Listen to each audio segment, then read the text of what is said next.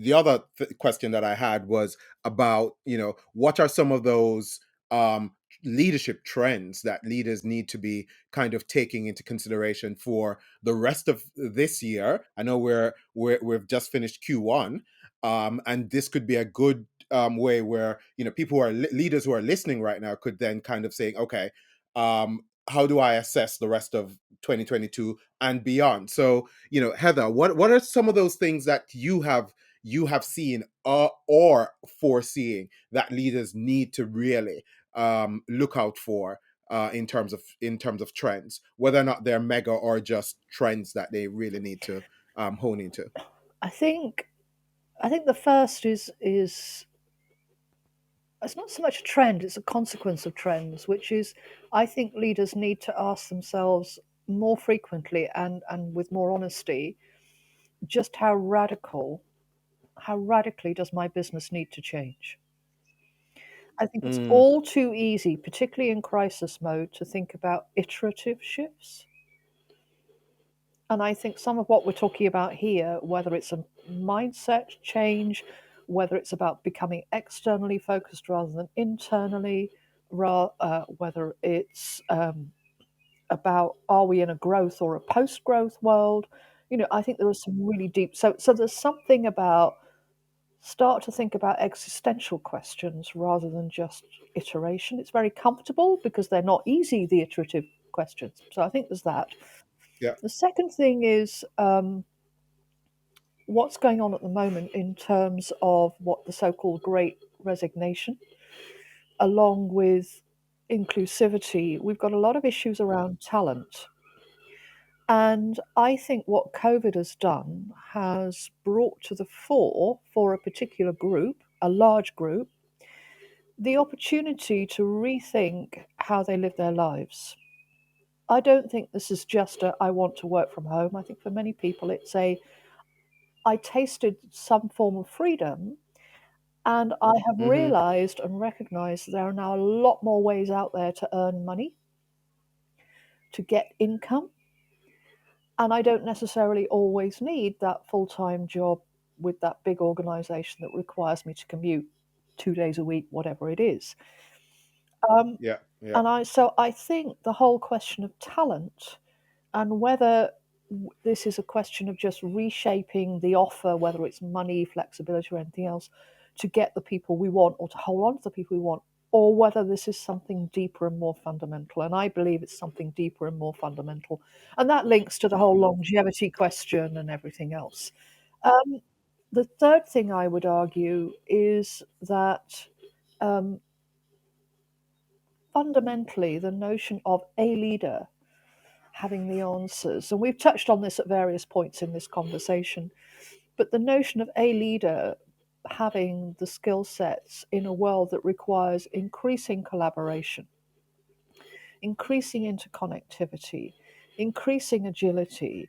This is, I think, for leaders, this is much more about how do I get the relevant network around me? How do I get the relevant ecosystem Hmm. around me?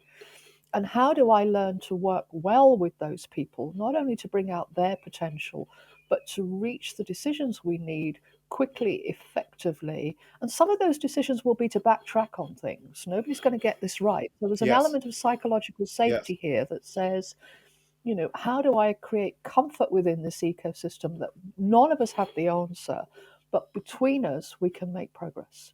So those would be my three Yeah. things, really. Yeah.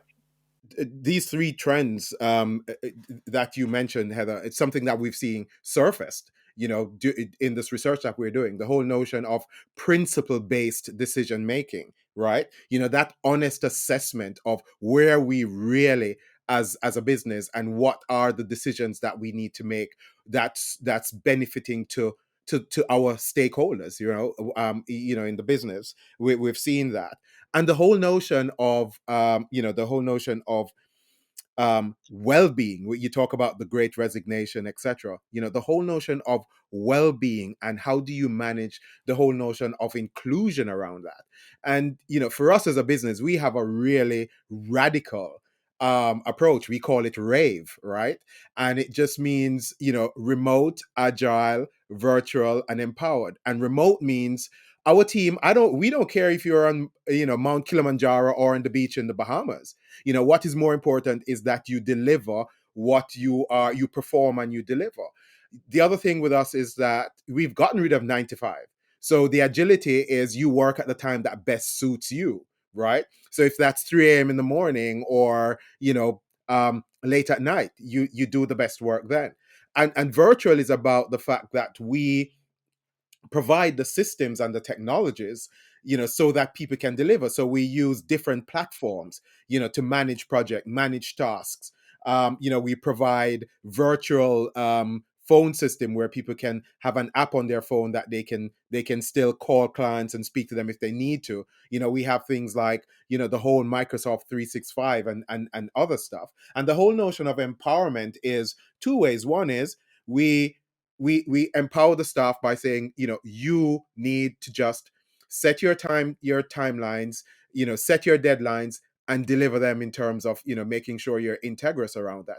But empowerment is also saying to them, how can we support you in order for you to still perform and deliver within this culture that we're trying to create. So whether or not that's training or mentoring or providing external support. So you're right.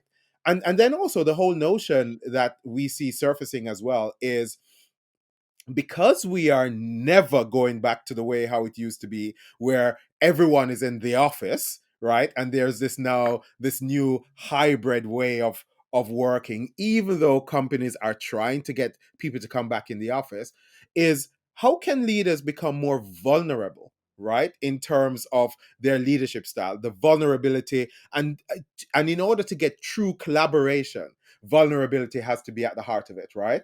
And leaders have to recognize that the whole notion of vulnerability is not a weakness. Vulnerability is about, your strength, as Brian Brown says, you have to be on the arena and you have to show up and you have to let people know that, right now I am not feeling, the mood. One of the things we do here is we do a check-in at every meeting, where people have the ability of saying, how am I feeling right now in this moment? Do I even feel the need to be in the meeting and in the space right now, right? So you're right. We're seeing a lot of these coming out of the research that we're doing, and leaders need to be aware of that. Carl, jumping over to you, you spoke about some of these, mega trends in terms of, the mega debt, the geopolitical landscape, etc. What are some of the other trends that are, so those could be, yeah, those are trends, and they tend to be a little bit external to a business, which leaders need to be aware of. What are some of the others you're seeing, but also are you spotting any that, as it relates to the leadership within the ecosystem of the business, that leaders need to be aware of? Right. So just want to 2 points. One is my working definition of intimacy, or let's say authentic connection, is shared vulnerability.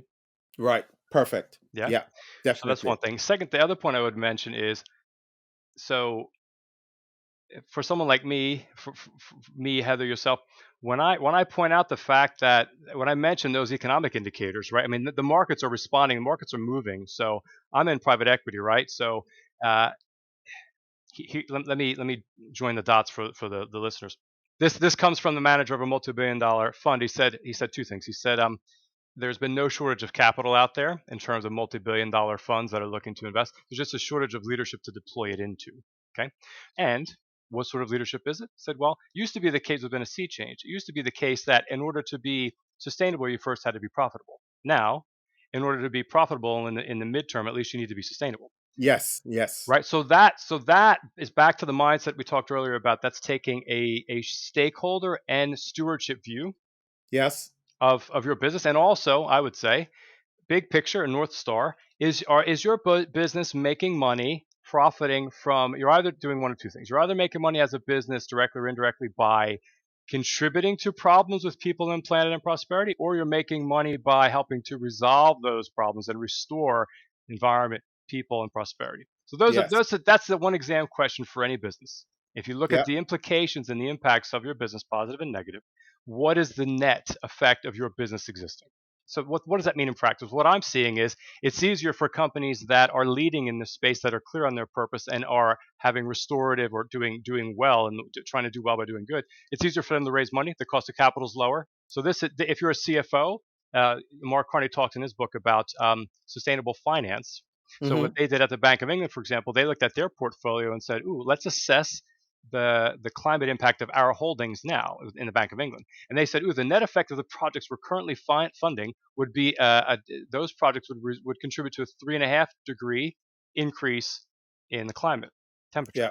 Well, we can't stand for that. We better rebalance and move our money and our priorities toward a portfolio that's at least maximum 2% or 2 degrees or 1.5 degrees net climate impact. So that's how it flows through to balance sheets and funding decisions. Okay, that's why all this TCFD and all this stuff matters, because banks are charging. They may not lend at all to companies that are not on board with this, or it's going to charge them more. In one hand, the other point I would mention.